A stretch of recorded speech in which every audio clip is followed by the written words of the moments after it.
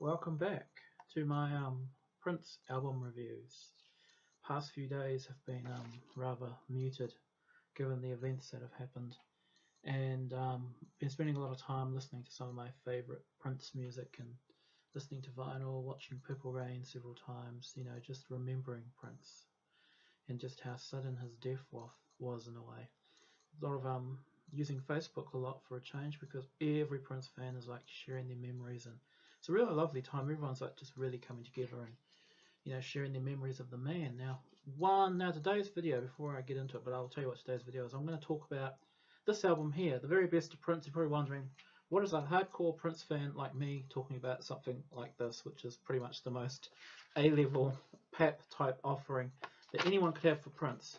Well, there's an excellent reason why. Basically, as you all know, Prince is very much an acquired taste. I mean, either we all really love him, which most of us who are watching this video do, including me especially, or you've even never heard of the guy or you absolutely can't stand him. I'm sorry to say, but there are people out there who don't like Prince, and I am surprised because a lot of these people actually came forward saying, well, I kind of like Purple Rain, and I kind of like the song from Diamonds and Pearls, Cream, was it? And that 1999 song, and the one about the Purple Beret. Honestly, I met a person who thought the song was called Purple Beret.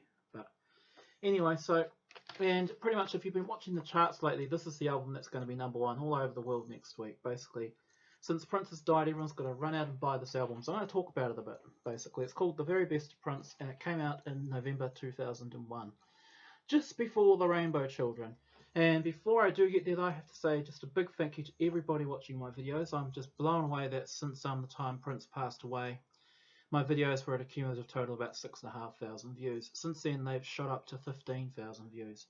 The second show, probably my biggest hit, and because I was bouncing all over the place talking about how that show was, and it's hard to believe that just 2 months ago, Prince did that show. He was just a ball of energy. He was just playing his absolute heart out, playing the best music I've ever heard in my life. And 2 months later, now he's dead and he's been cremated. It's just hard to believe that things can just be so sudden in this world.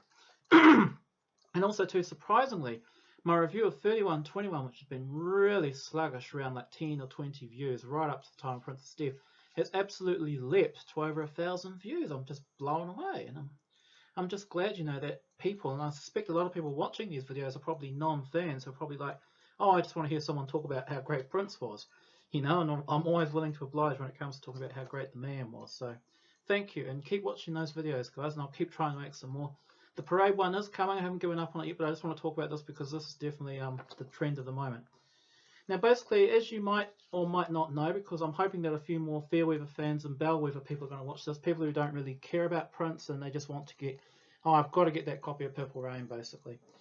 Okay, Prince released at least 39 official albums. I mean, we can sit here and debate all day whether you can count the MPG Music Club ones, the internet-only albums, the live albums like 21 Nights in the Book, numerous bootlegs, unreleased projects, our satellite albums like The Time and Vanity 6, which are clearly just basically Prince with them singing and playing over top of it. But pretty much there's 39 official albums, and of those official albums, I would say that 16 of them are from the time of Warner Brothers. And these are the albums which are pretty much the ones that most of the Fairweather fans have heard of. This is mostly the stuff released between 1978 and 1992.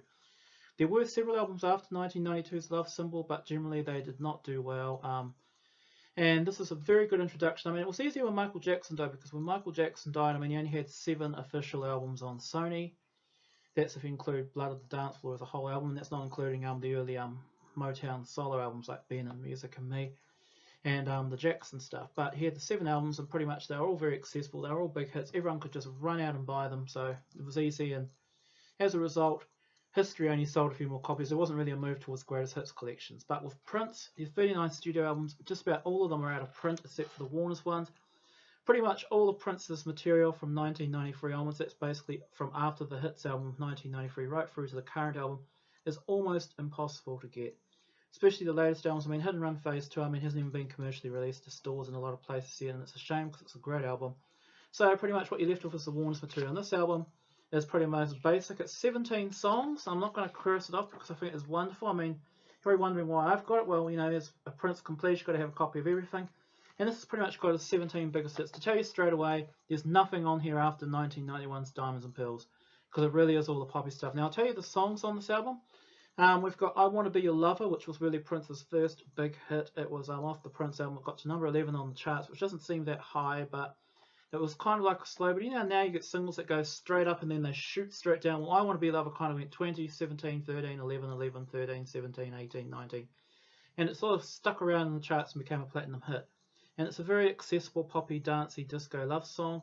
And then, of course, we've got Nothing off Dirty Mind and Controversy, because, again, those albums weren't exactly big hits in the public community. They were huge cult hits and they're great albums, but they were talking about what sells here commercially.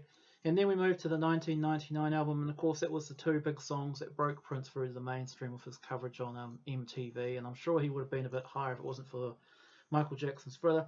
So we've got 1999 and Little Red Corvette, which are both excellent songs, and I think everybody should hear those. And then, of course, Purple Rain. 4 songs from Purple Rain, as it was the biggest hit, and nearly every Fairweather and Bellweather fan will have this. It's got When Doves Cry, Let's Go Crazy, Purple Rain, and I Would Die For You. So yeah, pretty predictable stuff, but still good to have them. And of course, when I mention these songs, these are not the long album mixes or 12-inch mixes. These are your basic 7-inch single radio cut. This is the stuff that whenever you hear a radio station play a Prince song, they'll be playing something off this album. Now, the one I'm holding up dates from the 2000s. I believe they've redesigned it with a new cover. I am not sure what it looks like, but it's pretty much the same album, just with a new cover. The 1999 picture of Prince, that's how everyone kind of remembers him. This is Prince when he was 23 years old, back in early 1982. And here you got the iconic images. Basically, none of them are later than early 1990. That's 89, that's 1990, that's also 1989 or 90, and that's Thieves in the Temple 1990 era. And yep, so there we are. We've got one song off Around the World in a Day, and that's Raspberry Beret. Of course, it was a big, big hit. And for same with Parade, one song, Kiss. We get 2 off Sign of the Times, namely the title track and You Got the Look, both of which were basically top 10 hits. So you're really just getting the big top 10 hits on this album. Like, I mean, you don't even have Take Me With You off Purple Rain, because I only got number 25. Lover got to 11, but like I said, I've already explained that. Okay, then you got Alphabet Street, which is a really good song to put on the album, because I mean, Alphabet Street is definitely one of his funkiest hits, and it nearly made me a Prince fan. Nothing off Batman. Now, you find all these hits collections, even though Batman was a Warner Brothers thing, for some reason you never find Batman era hits on these albums, and I think it's some sort of copyright issue. So we skip Batman and we move straight to Thieves in the Temple off Graffiti Bridge, and that's the only song. It was the only big hit, but the other hit was Round and Round, which was a Tevin Campbell song. Okay, and then we've got 4 songs off Diamonds and Pearls, which was pretty much after Purple Rain was probably his biggest hit. And we've got Get Off, Cream, Diamonds and Pearls, and Money Don't Matter Tonight. Insatiable wasn't put on because, again, it wasn't really a hit. Money Don't Matter Tonight only got to number 30, but it was still kind of a moderate hit. And as you know, Get Off was a hit in Britain, but not really in America. Only got to the 20s, but Cream was a number 1 hit, and Diamonds and Pearls was a number 3 hit. So there you are, you're limited basically to that golden period. So it's a very basic opener, but this is going to be the number 1 album all around the world next week. And I've just got back from the record shop. There was like 10 copies of it. So it's a fairly good album. I mean, if you're not really a Prince fan, this is a good album to get. As you see, very basic. But if you see it, and if you want to go a step higher and get something a bit better in the greatest hits, is this thing. It might not be on sale anymore. It came out in 06. It's called Ultimate Prince. And basically, it's all these big hits. Although we have some stuff from Love Symbol, like I think on... We've got one side which is basically hits, and the other side which is 12-inch mixes off 12-inch records, which you all guys actually know I love. And basically, it's pretty much everything that was on the first album, except we've got some better songs like Uptown and Controversy, Make the Cut. Delirious is on this one as well. What else have we got here? I Could Never Take the Place of You Man, which was an number 10 hit in Britain, in America, I mean. Again, 7, Nothing Compares to You live version. My Name is Prince is on this one as well. So we go up to Love Symbol. And then we've got 12-inch mixes of Let's Go Crazy, Little Red Corvette, Let's Work, Pop Life, She's Always on My Hair, which is worth buying the set alone. That is incredible.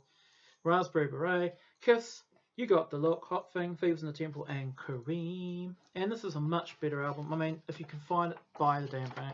It might be double CD price, but it's worth it. This montage is amazing. They've got a Prince fan to just put a montage of all the singles and promotional material, starting up here with basically the 4U era.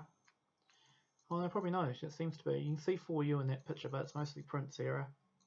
Prince was the second album. Going through, see 1999, Purple Rain, Round the World Day, Parade, Sign of the Times, Love Sexy, Batman, Graffiti Bridge, Diamonds and Pearls, and at the end here we've got all the simple stuff. So this is a really good album here. So there you are, just talking greatest hits albums, and there's a picture of Prince in 1978, you know. If you can find this album, buy it, but otherwise, if you have someone who doesn't know Prince and like, oh, you know, I kind of like the guy, and I mean, I'm not really interested in buying all 39 of his albums, but I would like just to hear some of those big radio hits, you know, buy this. This is a fairly good album. And special shout out to all my Prince mates, Benjamin Thomas Umbright, a guy who knows who he is. He's called The Most Beautiful Boy. I won't say his name online, I think you might want it. And of course, Night Child Ethereal. Some of the cool Kiwi fans like Lust, for instance, and Marty. Always cool people to talk to. And I'm also going to again thank Stephanie and Andrew for sending me that shirt, which was really cool, and also the Peach and Black podcast as always, and also the Purple VIP Club and the Purple Party people in Australia, all the people on Facebook on Prince and the Living Legend. I mean, you guys rock. I mean, you guys are always putting stuff up, and it's fantastic. You know, I mean, you guys are like the most loyal fans around, basically. And of course, shout out to everyone on the Prince Talk. All right, and remember, Prince, 1958, 2016, forever. May you all live to see the dawn.